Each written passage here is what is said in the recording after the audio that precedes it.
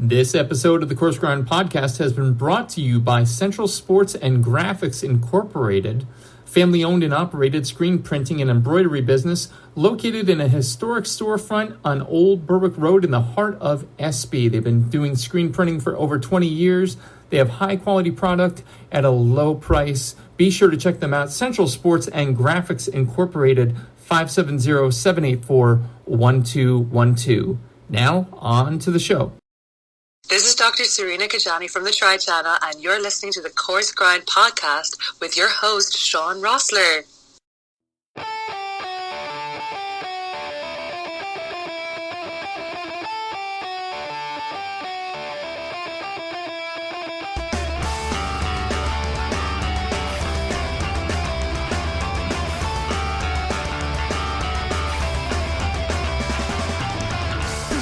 Ladies and gentlemen, welcome back. Episode number 156 of the Coarse Grind Podcast with you as always this evening. Host creator Shawn Rosler. How is everyone doing this evening, this cold, snowy, icy, hellacious evening? If you haven't quite gotten the memo yet with this show, soon turning 7 years old, I might add, it's absolutely true that it is culinary in scope and function. But in that scope, there is a veritable plethora, shall we say, of topics that can be discussed and touched on. From mental health with one of the skids from Letterkenny, what's going on Plywood, to the literal existential impact of a viral pandemic on the dining industry as a whole. There's lots of alcoves we duck into from time to time in and amongst talking about the latest cured meat product that nearly brought you to completion. Yes, the good ones can do that. With that in mind then, and on the heels of a recent talk, I was able to catch with friend and guest of the show, David Fu, on toxic masculinity in kitchen culture. I reached out to one of the coolest voices I know, connected to food culture via the Tri Channel, and more importantly, one of the greatest feminist minds you can follow out in social land. A brief intro, if I may. Tonight's guest started doing stand-up in 2014 and has since gigged and headlined regularly at clubs countrywide, in Ireland, I might add, including Comedy Gold, Crash Comedy, In Jokes, The International, the Comedy Crunch, Cherry Comedy, and many others. She co-hosts the I Don't Know Her podcast on the Shift Network with, I'm going to butcher this, she'll correct me later, Oife O'Connor, is the resident host of Scratch Me If You Can fundraiser nights and frequently MCs and hosts various events around Dublin from stand-up to singles nights. She was a regular contributor to the award-winning YouTube channel Facts and is now a regular trier for the even bigger and better Tri channel. She has appeared on RTE, BBC, Hot Press, TG4, FM 104, and in comedy and sketch videos for the likes of the, here's another one, Dorian Project, Classer, News Check, I'm shitting the bed here, with David Atkinson, Damon Blakes, Apton Fox, and Blake. She was nominated for the Little Gem Award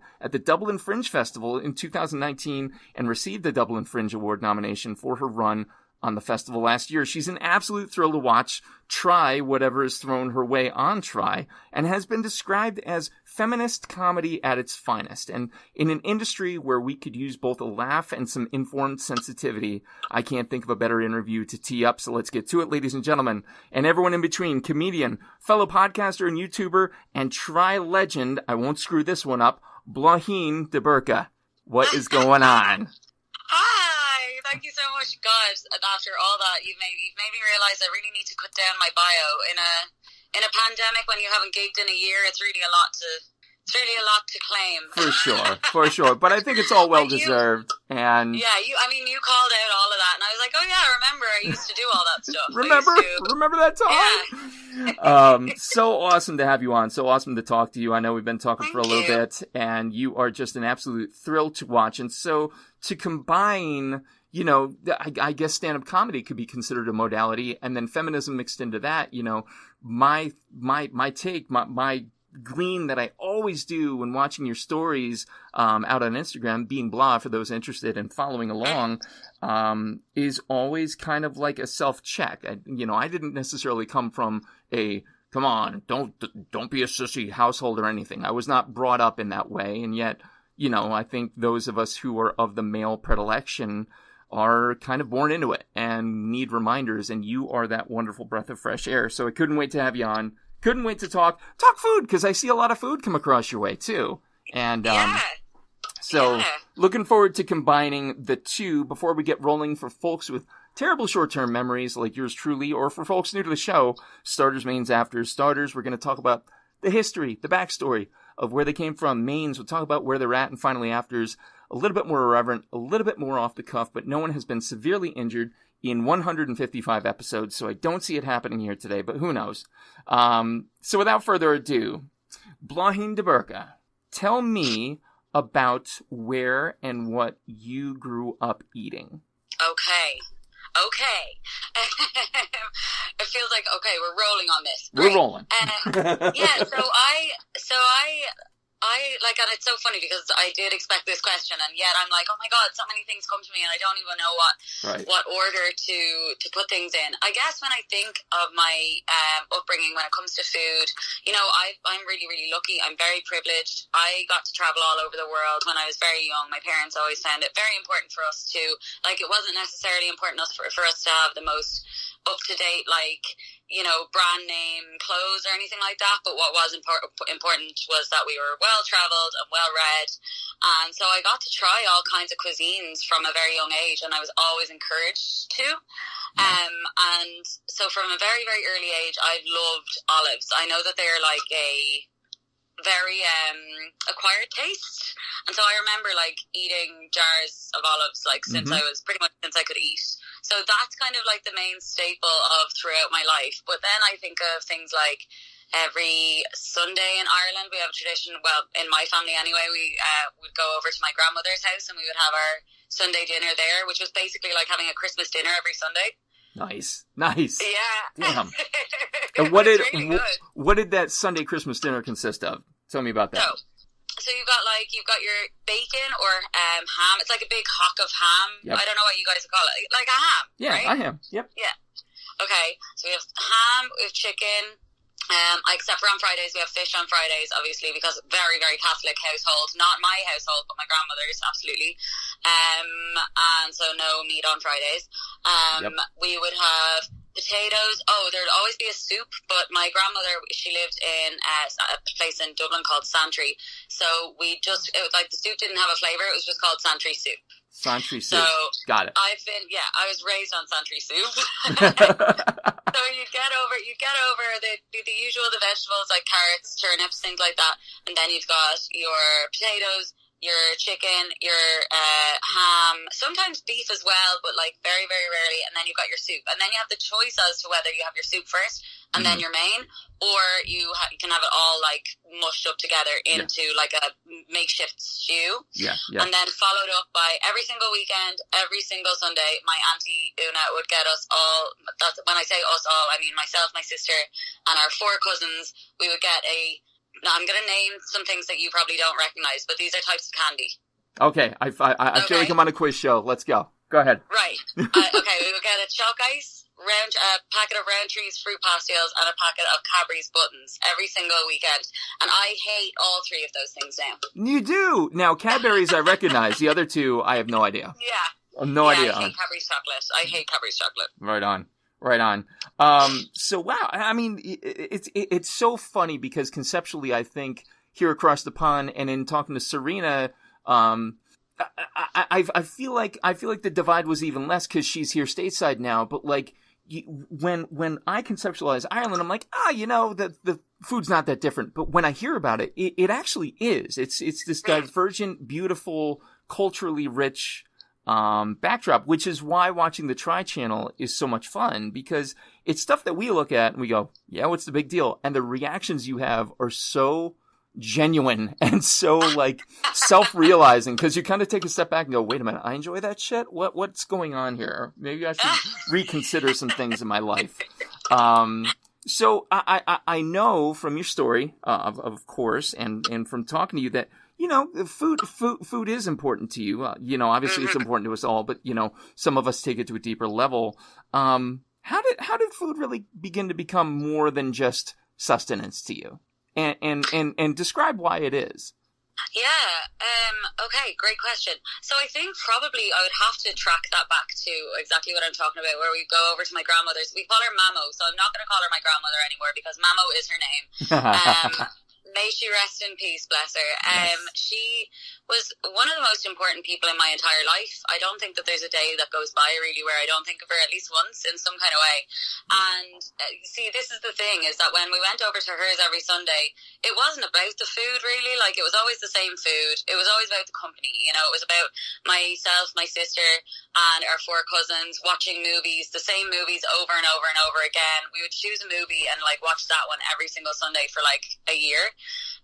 And then move on to a different film, and like it was always about the company. But then when I think about it, I get the smell of the house, and I get the like my nose warms up thinking of sniffing up that soup, and you know, it's kind of like, I guess that even though it wasn't really about the food at the time, when I think about it, it's the food that brought us all together. Like, we'd all be making fun of my cousin Matthew because he would pick at the ham instead of like putting it on his plate. He'd pick at it from the middle of the table, nice. And he'd have it finished before you even got to get to it yourself, you know. And then like it was, I don't know, yeah, it was just this warm sense of like family and comfort, and it was all because my grandmother was, you know, Mama was like bringing us all together and nourishing us. And I mean, now when I think back, what I wouldn't give to have that back, you know. Yeah. But like at the time, we didn't realize that it was so like such a warm, important thing, you know. Sometimes it was really annoying that we would have to go and eat the same fucking stuff every week. Exactly. And like that.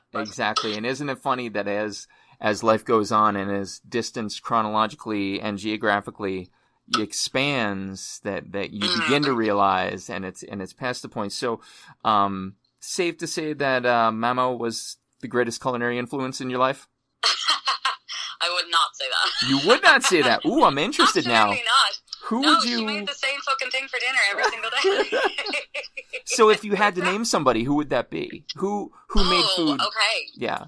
So that's great, because the thing is, right, my dad was not as good a chef, as good a cook as my mother, right? Mm-hmm. But still, I would say that my dad would probably be more influential on my cooking, because he would be the type that would experiment, you know. So there was sometimes, and again, don't get me wrong, when I recount this now, I'm like, oh my god, that was so sweet. But at the time, I was like, lame, you know. Yeah. But you know, he would do things like, so the theme for tonight's dinner is yellow, and it would all be yellow food, and you're like, you're a fucking nerd. Like, this is not food. but he would have, you know, he'd have made like a chicken Kiev and corn and like mashed potatoes with butter or something like that. It would all be yellow. So stupid. That's so sweet though. Yeah, exactly. Really sweet. So he's always very, very engaged with things. And then as well, one of the main dishes that I make that's like one of my dishes is actually a dish that I stole from him, and it's basically, he went to Spain, like we've all been to Spain, my whole family has been to Spain about fucking 20 times, and he went to Spain one time and he had this dish, it was like, you know, chorizo, and you know, Spanish chorizo? Absolutely. Yeah, so he had it made in cider, and then he came home and he was like, oh, I loved that dish so much, I'm going to make my kind of rendition of it. So he like mixed the idea of this chorizo a la sidra with like an Irish stew, and he made this thing called this chorizo stew that I make, where you fuck a whole can of cider into the pot, and then loads of other shit with chorizo and potatoes. Wow. Right? Wow. Yes. Yeah. Yes, I'm all about that. Actually, so good. The episode before this one is with a cured meat company here locally in the area, Central PA, and they sent along a Central Pennsylvania made chorizo, and it reminded me just why I adore that sausage in particular. Chorizo's the reason that I'm not a vegetarian. Like, I mean, I swear to God, and don't get me wrong, it's not as if I could, like, I mean, I totally could just be like, yeah, I'm a vegetarian except for chorizo, and I'd be doing much better, but, you know, I am lazy, so that's my reason, and I'm sticking to it. I feel that. I can relate to that, I feel that, and I certainly respect that. So that's awesome. So dad instilled that in you. Yeah, but, you know, it's the curiosity, you know, and the ingenuity of it. And now I make that stew very regularly just for myself. And like, I've passed it on to my best friend who used to live with me, who makes it. He'll text me every now and then and be like, what am I missing ingredients wise, you know? Yeah. So like, my dad is the reason that chorizo stew is a thing. That's awesome. And I mean, what a cool, you know, if you consider that dish, just to wax culinarily here for a moment, you know, if you consider what a United Nations that dish is in and of itself, and it was just from inspiration. It was from travel, you know, and I think people don't stay open to that. Oh, well, we're making Japanese cuisine, so that doesn't belong in it. Shut up. It really does. You can get there. I promise you that. So let's shift gears for a minute, because you are not just an amazing human being with regards to food. You are an amazing human being with regards to comedy, and more specifically, feminist comedy, which I think is rad as hell. You know, I make no qualms about it. I am very much a hardcore feminist at my core, despite the beard.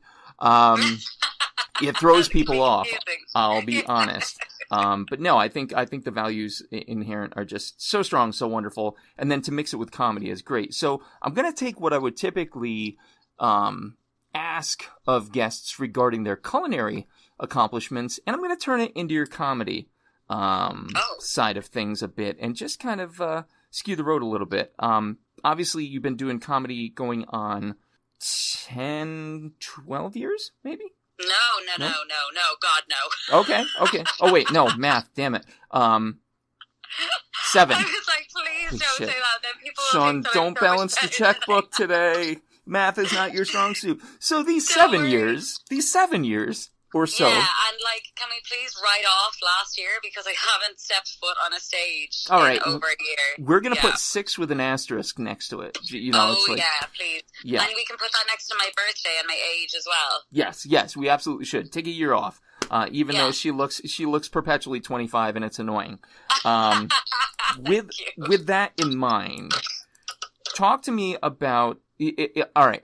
We're in an elevator. We've got a minute in the elevator, and I'm an exec for a network, and you're trying to pitch your style of comedy. Pitch it to me in that 60 seconds, and go. Okay, so it's all about how I hate men, but I love dick, and it's very confusing. That's it. Wow. She just did that in under 5 seconds. That's amazing. Normally that's for the guy to do, to disappoint with duration. Understood. With that in mind, I'm trying to keep up here, and I know I'm going to fail miserably, and we'll go back to the mispronunciations later. Where do you draw your inspiration from for comedy? You know, I think when I ask this of culinary, you know, approaches, like for example, if you take your chorizo stew, well, you were inspired, you know, by your travel to Spain, by this native treasure of Spain, chorizo, and then cider, which is inherently Irish. Like, what a beautiful marriage. Where do you go to, you know, expanding upon the 4.3 second explanation you just gave me, to be inspired? To be inspired for what you do. I can totally make my explanation longer. I mean, I'm happy to. It's just that's how I used to pitch it when I was like in Edinburgh, you know, doing my show. And like, you have to be so quick. You have to jump out in front of people and be like, you know, because they're seeing 1,000 people a day. They're getting flyered by billions, but you know, so you have to make it really snappy and quick. Sure. You're like, hey, it's me on stage talking about how I hate men, but I love penises. It's very confusing. But I mean, like, obviously I can go much further into it. But yeah, where my inspiration comes from is kind of like how I get to it. And it's just like my life. It's just literally stuff that happens to me. And I'll just have some kind of thought. I'll have some experience, and then it'll make me go down an avenue in my head. And I'll be like, what if that had happened differently? Or what if that had happened exactly as I wanted it to, or whatever. So It could be dating, or it could be something that happened to a friend of mine that I want to apply. Or it could be something that's happening like in politics, you know. Before the abortion referendum in Ireland in 2018, everyone was joking, or all my friends were joking around with me saying that, like, oh, I must be voting no, because if we do eventually get abortion in Ireland, then I won't have any jokes left. So, Jesus Christ. Yeah, which was rude, but fair. Fair. Yep. Fair, for sure. Yeah, so it's all, you know, it's just that I take things that I'm really, really passionate about, that I care about, but I want people to think about them, you know, and I want people to get, like, that takes this, they don't need to necessarily take the same avenue as me, but I kind of want to, like, compress it in a way that makes it accessible, and oftentimes I'm trying to make you learn something by laughing at it, and kind of, like, then be kind of mad at me that you agree with me. So oftentimes, like, you'll find that the people that enjoy my comedy the most are young men that don't want to hear it, and then they're like, ah, fuck, she's right. Yep. You know. Yep. So, and a lot of the time, the way that I try to do it, men appreciate being called out in that way, you know, and then they'll say something else that annoys me, and we kind of like, it's kind of a back and forth, because at the end of the day, I'm very much hate the sin, love the sinner, and so I have a little bit of a penchant for the bad men, so I do a little bit of a penchant. I love that. And I told Serena this, and I'm going to say the same thing to you. I'm going to take so many clips and just like set them as text tones and ringtones for me, because the accent and the pronunciation is absolutely brilliant. Whereas over here, we're like, we've got a penchant for that, which is awful. It really sounds stupid. Yeah. So that's awesome. Dig a little bit deeper for me. Talk to me about comedy as tool. I know there's been some pretty amazing comics. I've always been a fan of stand-up. I've been a fan of controversial stand-up that makes you uncomfortable. I'm thinking of Dave Chappelle's actually COVID live gig. I don't know if you saw that or not, but it was the funniest not funny thing ever. This was when police brutality was on the rise, and he just spoke to it. And a lot of it sat heavy, and then he would be Dave Chappelle, and he'd pull you out of it. But you went away with this heightened sensitivity and awareness. I imagine, this is just me spitballing here, and you're going to correct me, that, that's where you go to with feminism in comedy. Is that true? And if so, how crucial of a tool do you find comedy to be in addressing the concerns of the feminist movement? Yeah, absolutely. That's exactly what I aim to do. I actually haven't watched that Chappelle one. I have got like a thing against Chappelle because of the fucking, like, he got like non-cancelled. I have a huge problem with cancel culture, and so I don't, in my mind, Dave Chappelle's not cancelled, but I was just like, I'm not watching that. Yep. So I definitely need to, because I mean, what a stupid fucking lane for me to decide. But I was just like, no, he said something homophobic a billion years ago. So no. Right. No, I feel you. Never have. We can't all be woke, but that's kind of the point, is that, like, I think that it's, so I'll actually talk about not just my stand-up, but like last year my show on the Dublin Fringe, it was actually a chat show. It was less of a stand-up show and more of a chat show. So it was a discussion show where I brought on a panel of guests every night, and we had a different topic and we talk about it. And my aim with that was that it was a show about intersectional feminism, but my aim with that was that people learned from it, but without it being shoved down their throat, because a lot of the time, unfortunately, I feel like this is incorrect, but I will state from the off, I am an ardent feminist. I am loud, I am unapologetic, and I'm very unforgiving in certain circumstances.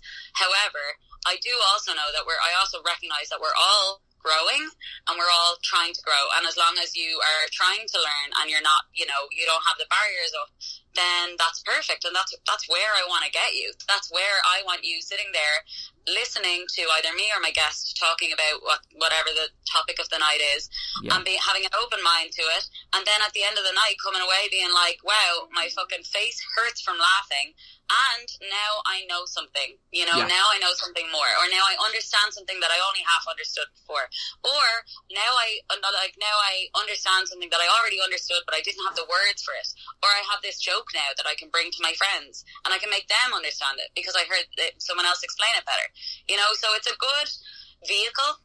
Comedy is a great vehicle to kind of give people words for either what they were already thinking or what they should be thinking, in my eyes. And so, and as well, we don't have to be objective. We can just deliver you the truth. Right. We don't have to fucking be like, oh, maybe we should get this priest on and see what he thinks. Like, no. Yep, exactly. You stay in your own pocket, but you can still, and I think that's the important thing, whether it be a lighter topic like culinary stuff or a heavier topic like yours, I know I'm not going to change everybody that listens to consider food to be in such a sacred, heavy vibe. No, you're going to have to go, person by person and hope that 1 out of 100 has an impact. That's going to be the goal. Okay. So having this out of the way, realizing you've been gigging, for a while, not this past year, rest in peace, 2020. I miss it so much.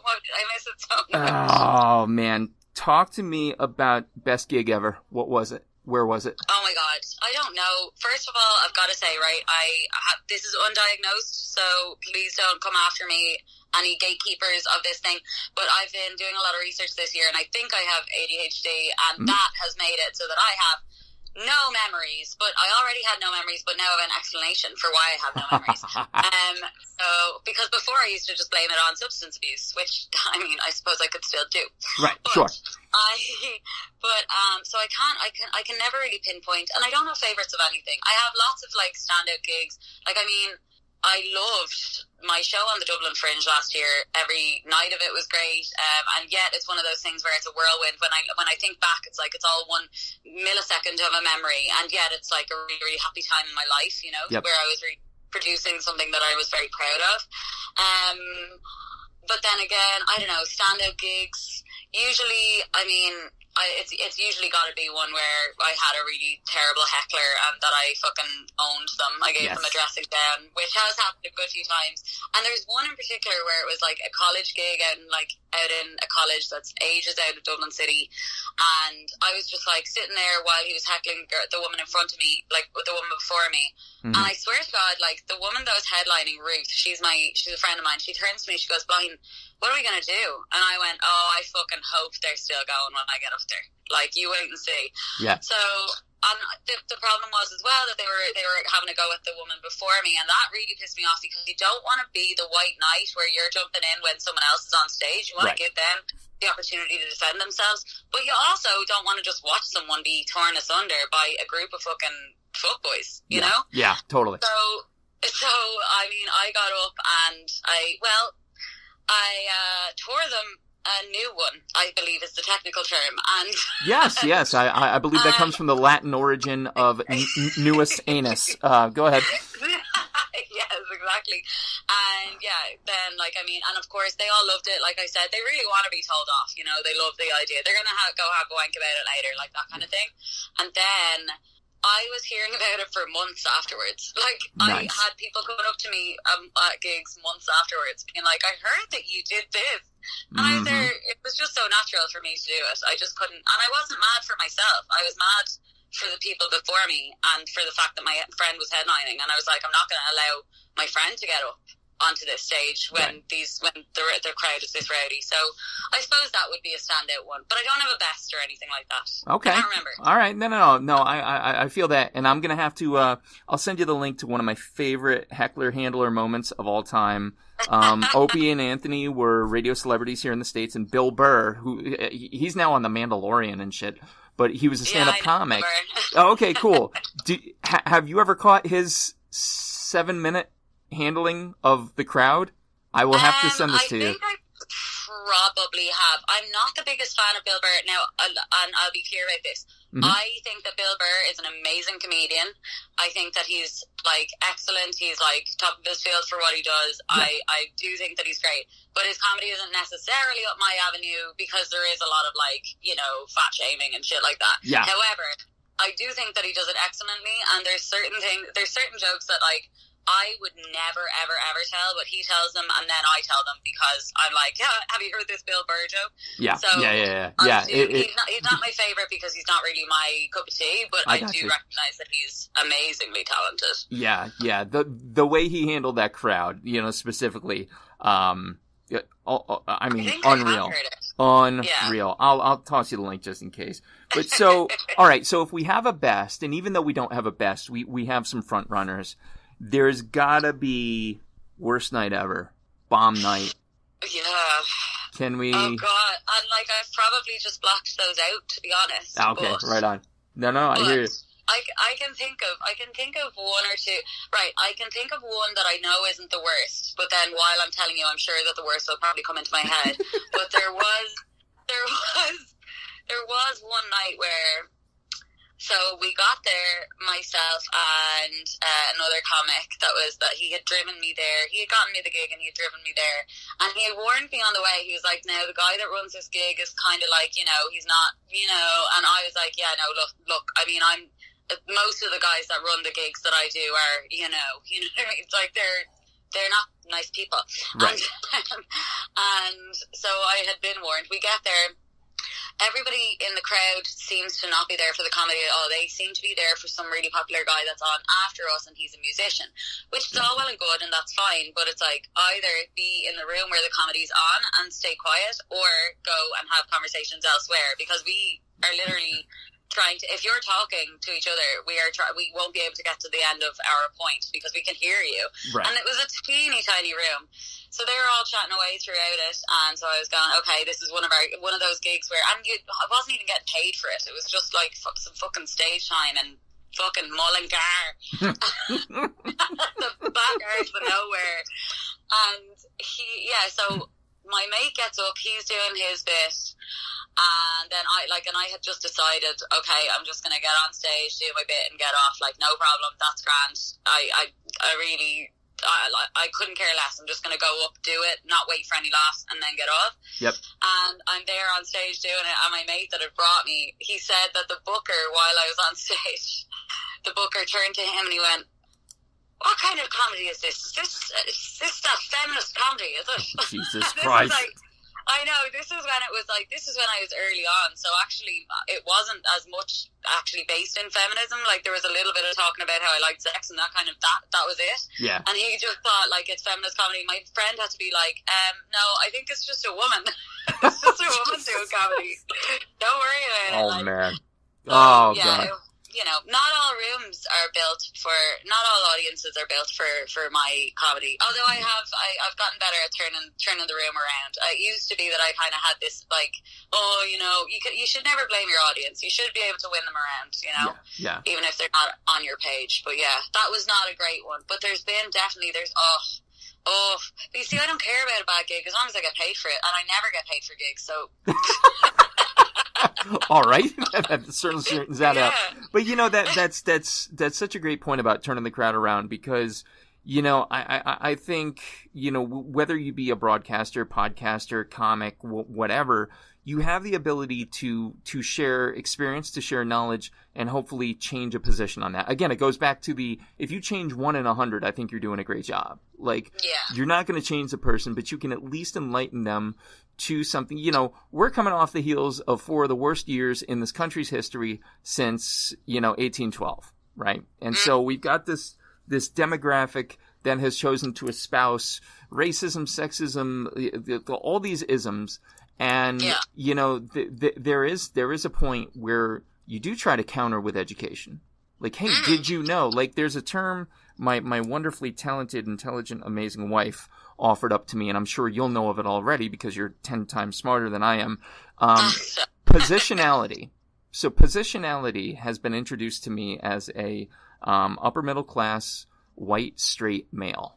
I have the opportunity then to use my predestined, whether wrong or right, benefit, edge in society to help those less able to do so come to the forefront. And so that's really been my marching orders for the last, year at least since learning of the term. So, when we have a platform, whether it be, try a podcast, what have you, I think we owe it to it. And this is when I hate when people say Hollywood should shut its mouth, and it's usually Cletus T. Judd kissing his sister down the road. But, the onus, I think, does lie with us who have a voice. Like, let's put it out there and bounce it off people. If they choose to deflect it, that's on them. But if they choose to absorb it, then we can give ourselves a little pat on the back and say, good job. Yeah.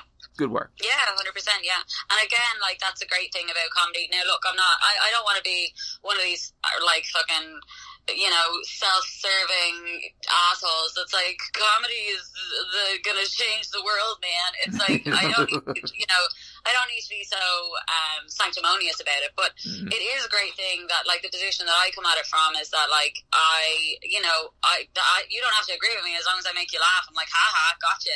Yep. But I don't have to come at it from an honest, of course I'm being honest all the time, but I don't have to come at it from an objective point of view. So all I need to do is be honest. That's it. Yeah. I don't have to come at it from a point of view where I'm like, oh, well, let's get the balance or the other side or anything like that. I can just be honest. Yeah. I don't need to, like, you know, I can just give you how I feel about it and the facts, and I don't need to balance it out with anything like that. And so because of that, I'm in a much better position than, let's say, a news media that's being paid by a certain party or a certain, like, cause or whatever, you know. I can just be saying what I want to for the betterment of the world. So, or hopefully. So, yeah. I mean, does that make me a hero? Yeah, it does. Yeah, and that's okay to say that. Would I say I'm an angel? Yeah, I would. I would too, absolutely, no question. That's so awesome. That's so awesome. You know, I don't think we do a good enough job sometimes, and this gets into the mental health aspect of it all, of actually appreciating the effort that goes into such things that people consider just to be, quote, entertainment. Well, there's a lot of effort that goes into it. There's a lot of heart that goes into it. There's a lot of head. Like, if, you know, you're pulling from your life experiences, I too, you know, from time to time, not every episode, for God's sakes, but stand-up comedy is this even more intimate look. So, no, you are a hero. You are an absolute hero. Stop now. I'm only joking. Blaithin Hero de Burca. There you go. But it is like, as you said, it is important to use not only the platform, but also, as you've mentioned, like the reach. You know, you have a reach with, you know, lads in a locker room that I don't have. I have a reach at a table full of white middle-class women that, you know, my black friends won't have, and so on. So we need to, like, just use where we can to get to where we can. And a great thing about comedy is that, like, hopefully then it would mean that eventually when I get my Netflix special, there wouldn't be differences in you know, in the reach that I have with that. But in the meantime, I have to just make sure that I'm, like, reaching into the parts of my life and then kind of, like, presenting those on stage. And also what I did with my Fringe show last year was I passed the mic. I made sure to invite people on to talk about their experiences so we can get all the different ones, because, you know, I'm still, at the end of the day, I may be a woke one, but I'm still a, you know, a cis woman for all intents and purposes. Yeah, I'm queer as fuck, but still. But still, you know, very cis. I'm the whitest of the white. So, oh, God. Although I can't twerk, I tested it, and I'm doing it. So, I can assure the world that the twerking is happening in this household. But yeah, it's just about making sure that you've got to always be self-critic and self-checking, you know. So, like, there's comedy that I was doing a few years ago that was, like, in the end it turned out that I shouldn't have been really doing it. I used to talk a lot about, like, disparagingly about male genitalia and the size of it, and then realised that that's just body shaming. It's just in a different way, and I shouldn't be doing that because I don't believe it, you know. And that was because of the help of friends and stuff. So we just need to be having these conversations and also open to being told, yo, can you change that joke so that it's a little bit better? Yeah, completely. You know, completely. No, it makes a lot of sense. So, although don't approach me and say to change my jokes, for fuck's sake, because the thing is that I meant that in a way where I'm like, I appreciate when my friends tell me this and this, and it makes me self-crit and make my jokes better. But really, what the men listening to this are hearing is, she wants feedback immediately after she gets off stage. That's right. You need to be mansplained to. And I do not. No one does. No one needs your mansplaining. Hang it up. That's been one of my first lessons too. I'm like, show me where on the doll that I asked. Yeah. You know? Oh my God, that's fucking good. That's amazing. All right, so let's play future tense here. COVID lifts. The world goes back to what it once was. Okay. What does the next 5 years look like for Blaithin, comedian, performer? Like, what are you looking to do? Well, first of all, I want to be riding for a year. I'll be riding left, right, and centre. I won't be stopping the riding. I'll be sucking all the dicks, as many dicks as I can get. I'll be putting them, I'll be every which way. I can't wait. Although then again, if we're talking about the mental health stuff, this was a great time to go on antidepressants because it has kind of chilled me out a little bit. They can do that for sure. It's a good time to be less horny because I swear to God, I am not built for not having sex. It's really, really bothering me, because a lot of my comedy is about sex as well. It's about, like, you know, and this is the thing, it's not all about feminism, it just all ends up being quite feminist because I'm loudly sex positive and I'm loudly, you know, cursing and blinding and everything like that, which shouldn't be seen as feminism in action, but unfortunately that's the world that we live in. And hopefully we get to a point in time where it is no longer seen as such. Exactly, and it's just me complaining. Yeah. I'm out of a job. But comedy-wise, like, look, if in an ideal world where for no COVID, I would definitely do the show that I brought to the Dublin Fringe. I would make that a longer show, and I'd make it a regular show. This is like with all of my resources, and like if I was rich as fuck and so on, right? Right, yeah. If I was able to do this and put that on regularly, that would be one of the main things. I really loved doing that. It made it it was so like enlightening and enriching for me, as well as hopefully right to say audiences. I mean, that's just coming directly from my audiences. I can't put those words in their mouths. They gave them to me. Exactly. And then I would love to have a special. Like, I'd love to have a special on like, I mean, the ideal would be Netflix, but anywhere. You know, I'd even love to just be doing a show on the Edinburgh Fringe where it's like, I'm not having to, you know, an actual show where I'm not having to hustle every day and do my own flyering. Although I do love flyering. Yeah. There's got to be a bit of like an interpersonal like energy to that. Yeah. I love that, and I love the intimacy of it and everything. You know, I really do. I love like chatting to my crowds and things. But yeah, I would just love to.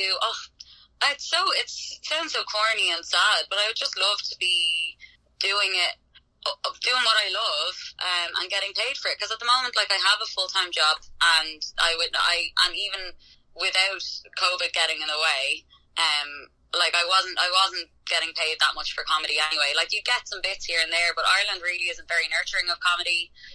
It's not seen as an art here in Ireland at all, so, you know, it's not recognised by the government as an art, as part of our culture. Wow. So there's not much funding for it at all. So yeah, I would love to be being paid to do it. I know that that's really twee, but that's like, I would really love to be being paid for it. And also, I'd love to do some TV. I'd love to venture into that. Nice. Yeah. Any platform in particular? Any series or any? Well, since I was like 9, I wanted to be a TV presenter. So that was actually how I got into comedy, is because I was trying to get experience on TV or on stage in order to like make me a better presenter, you know? Yeah. And then I just loved comedy. So I'd still love to be a TV presenter where I could just be funny all the time. So you're talking like, you know, I don't know, Big Brother's Little Brother or something like that. I'm trying to think of something that you would know. Something American where I'm being funny. Yeah. Oh, okay. So plug in that gap. So yeah, I mean, from Dublin Fringe to the longer version, special on Netflix, TV. Yeah, I think that can happen in 5 years. Yeah, thank you. And as well, yeah, I would love to be presenting something like I don't know, like a quiz show or a talk show, anything, just anything, so that it's like I would like to be a household name in Ireland, but also be able to walk down the street and not get bothered. And not get bugged. Yeah. No, that makes a lot of sense. I'm still waiting on my household name status, and it hasn't happened yet. So. And you see, I don't want to be famous just to be famous. Right. Although I do love attention. I am a Libra, but I do I want to be known for what I love and what I'm good at. I want to be famous because I'm good at it, and I want to be known for it because I'm good at it, and I want to be rich. Yeah. Rich, I tell you. I want to be rich. That's awesome. I mean, all sounds attainable. Completely. And I want to meet Cardi B. Oh, and she wants to be Cardi B too. Holy shit. Okay, now we're getting into bigger lifts, but I think we can work with that. Totally. I think so. Totally makes sense. Let me shift gears here into the afters section. Again, a little bit more irreverent, a little bit more disjointed, but again, no one sustained serious physical injury in 155 episodes, but you signed the release, so if you do, it's on you. And I'm going to change some of these questions up, because obviously I have one of Ireland's comedic treasures on with me today. But I am going to ask some of the other questions, because I think they still relate. And let's pretend you and I are cooking in your kitchen, right? Right. What music are we listening to? Okay, we're not listening to music. We're listening to a podcast. Oh, any podcast in particular? Coarse Grind. Well, like, I mean, of course, this one. Of course. Of course, the Coarse Grind, duh, the Coarse Grind, duh. Okay. But why would we be listening to you if you're there? Because I'm an egotist. I'm an Aries. I need that kind of... Yeah, but then I'd just be like, why don't you just give me a live show? All right, well, I could do that too. Okay, take our personal brands off the table. What podcast would you be listening to? Okay, well, I think maybe... I don't know, it depends. Either... Do you know what? I'm going to give a plug to an Irish podcast that I've been listening to inside out, nonstop. I even signed up to their Patreon because I ran out of episodes and I needed more. Love it. It's called The Creep Dive. Okay. So I really love true crime and stuff like that. Like, I love My Favorite Murder and things. So I love The Creep Dive. It's 3 Irish women, Cassie, Jen, and Sophie. I know Sophie well enough, and I just love their podcast. They basically, it's kind of true crime. They just go into the internet and find creepy stories, as in, like, it could be creepy like a tapeworm, or it could be creepy like a murder, you know? Oh my God. So, okay. Yeah, Okay. I love it. Yeah. I love it. It's called The Creep Dive. I'm going to give them a plug. Awesome. That's what I've been listening to nonstop, to be honest. The Creep Dive. Creep Dive for sure. Next after question, a bit of a new one, given who you are and what you do. Let's say that the tables are turned and there's a U.S. cast of the Tri Channel and I just happen to be on it. And you happen to be somebody putting something of Irish origin on the show for me to try that you know I'm absolutely going to have a hell of a time with. What would it be? Okay. All right. So, tough. Okay. One of my favorite things to eat is bacon and cabbage. That's very Irish. Mm-hmm. But however, that's too tasty. So if we're going to do an American Tri Channel, we want it to be disgusting. Yep. So I would give you coddle. Coddle. So have you ever heard of coddle? I have not. I'm scared, but go. So, coddle is so named because back in the days of the famine, Brits out, didn't even try to disguise that. So, back in those days, obviously you needed to make food last a long time, and so this dish, which is basically rashers and sausages, as in bacon and sausages, and potatoes and carrots and things like that, boiled in milk. And in order to make that last for a few days and feed the whole family for a few days, then they would just keep adding more milk or more water, as in they would have to coddle it over the fire for a few days. And it's disgusting. Like, it's meat boiled in milk. Why? Well, I understand why, and I don't even want to know. I want to leave it there. People love it. People love it. It's crazy. It's a big Dublin thing. Oh man, I don't know. I would certainly take a run at it, no question. But I think that might be a bit of a stumble for me. On the heels of that question, your very worst try experience ever. Again, I'm really good at blocking these things out. You know, I've got a very good substance abuse problem. Okay. Worst.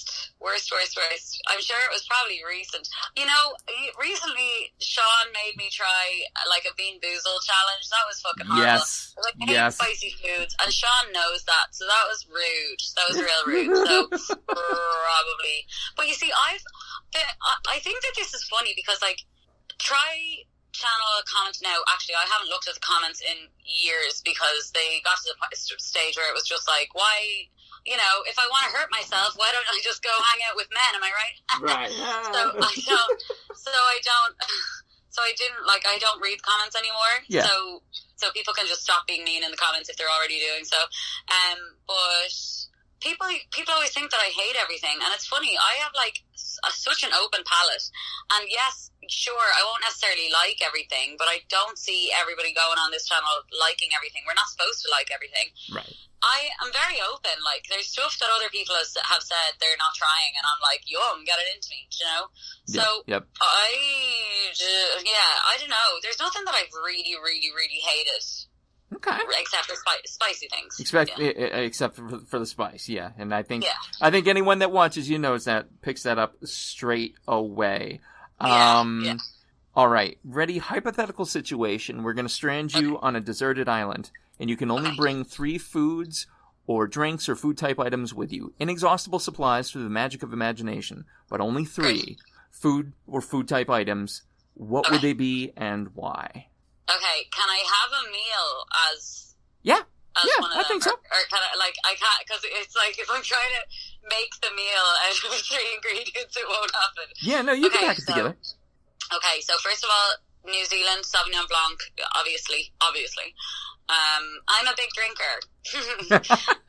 It's super cute. It's not at all worrying, so don't worry about it. I'm gonna have to say, as I started, I will end as I started. Like I said, olives. And now I'm 30, so I buy the good olives. So I spend like €30 a week on olives.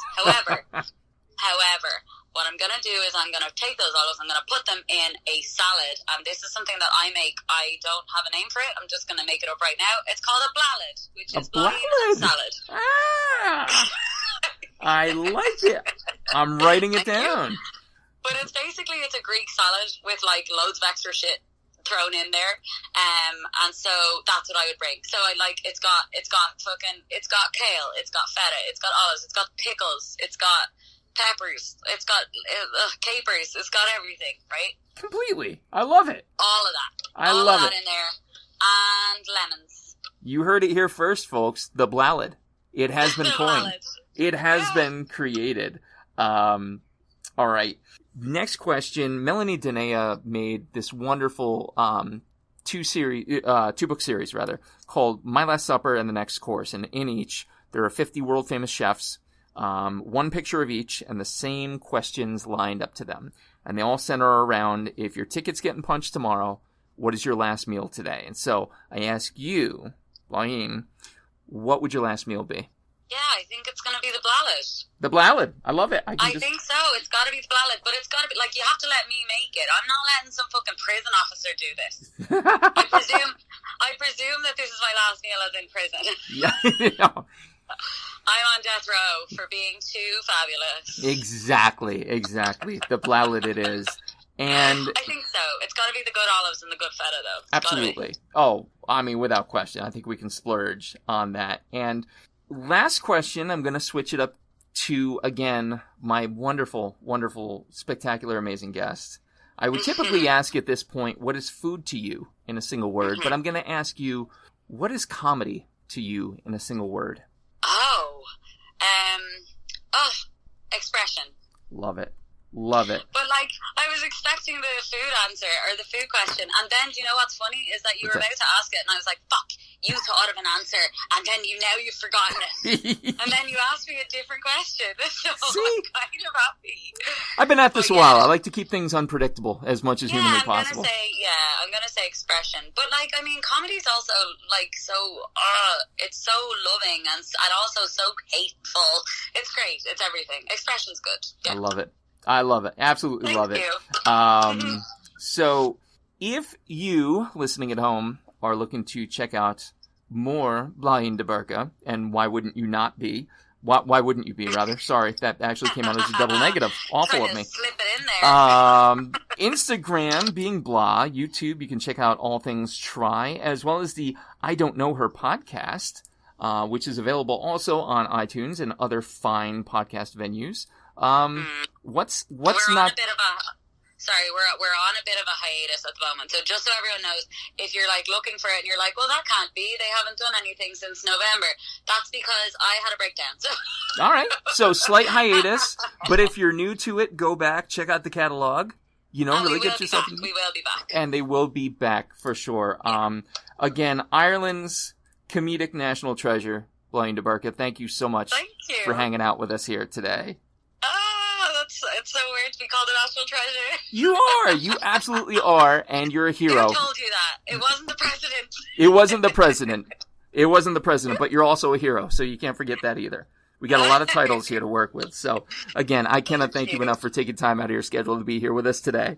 Oh, Thank you so much. It was so sweet. I love talking about food. Everybody eat it. Exactly. Everybody eat it. Ladies and gentlemen, this has been episode number 156 of the Coarse Grind Podcast. With me, the immeasurably fantastic Blaithin de Burca. Be sure to check out all her Tri-Channel, I Don't Know Her podcast, and Instagram happenings. Our producer, as always, has been the lovely, voluptuous Johnny Leland Robinson, a.k.a. the Reverend Johnny Lamoria. Be sure to check out his new reboot of the Johnny Lamoria Show. Next episode's going to be number 157. Woo! Stay tuned.